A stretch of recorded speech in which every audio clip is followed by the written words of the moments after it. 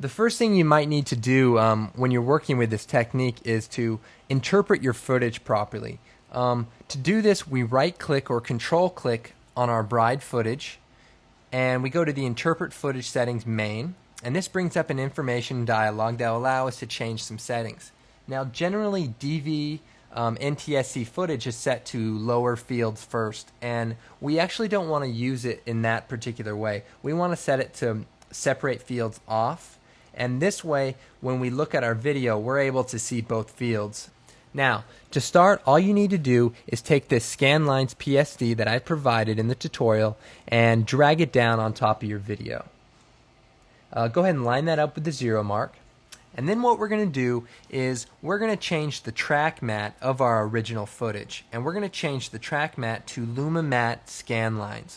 And what that's going to do basically is key out every other line. If we change the Luma Matte to the inverted matte, it will basically do upper field first, and if we change it to just the Luma Matte, it will do lower fields first. So that's kind of handy to be able to change that dynamically or on the fly at any time you want. So as you can see, that every other line is in fact transparent. So the next step in this deinterlace process is to pre-compose these two elements. To do that, we're going to select both of these layers by holding down Shift, and then I'm going to go up to the layer window and go down to pre-compose.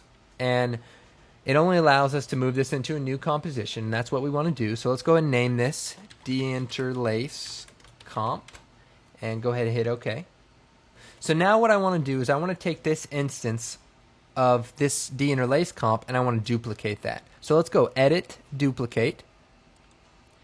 And now the next thing I want to do is make up the data for every other line. And to do that, we're going to select the lower composition and we're going to add a blur, directional blur effect to it. So go ahead and click on directional blur, and for the properties in here, we want to go ahead and set the blur length to 1 pixel. And so as you can see, now we're starting to blend the data in between every other line. Now the only problem here is it's still a little bit transparent. So what we need to do is we need to boost the alpha of this particular layer. So to do that, select the layer and then go up to Adjust Levels. And in the Levels parameters, we're going to go down to the alpha channel. And we're going to grab this node here and we're going to boost this up to almost as far as we could go.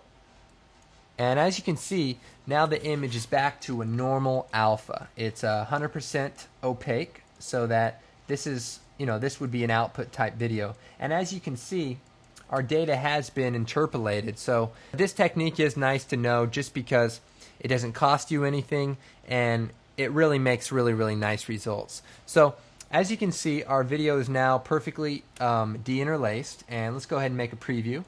Check it out.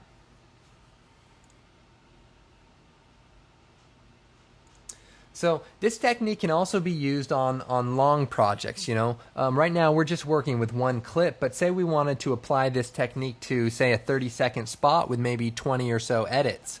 To do that, all we would do is take our edit and put it into a pre-composition, and that way when we do the ScanLines technique, it will basically be working with an instance of your entire project, so you would only have to do it once.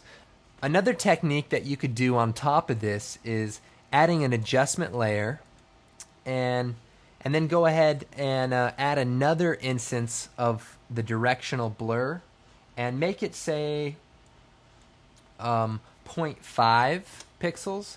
And what that will do is kind of eliminate any problems with watching it on an NTSC monitor that you might have.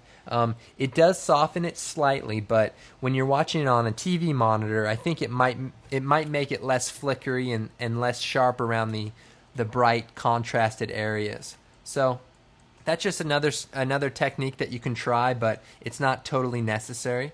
So good luck.